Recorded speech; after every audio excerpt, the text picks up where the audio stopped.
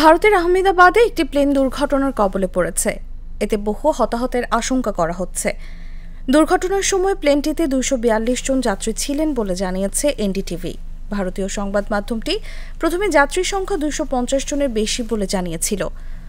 বৃহস্পতিবার দুপুরে রাজ্যের মেঘানি এলাকায় আদানি বিমানবন্দরের কাছে এই দুর্ঘটনা ঘটে।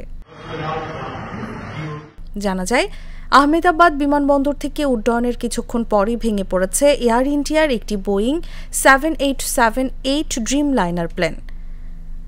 250 জনের বেশি আরোহী নিয়ে প্লেনটি লন্ডনের উদ্দেশ্যে যাত্রা করেছিল।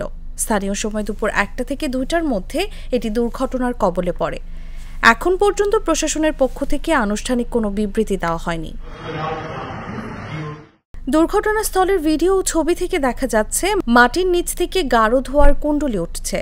অন্তত 2 ডজন অ্যাম্বুলেন্স ঘটনাস্থলে পৌঁছেছে এবং কয়েকজন আহত যাত্রীকে হাসপাতালে নিয়ে যাওয়া হয়েছে। পুলিশ ওই এলাকার যান চলাচল অন্য পথে সরিয়ে দিয়েছে। নাটা জেলি আর পানীয়র এক অসম কম্বিনেশন ড্রিঙ্কো। চিল থাকতে চান? ড্রিঙ্কো চাবান।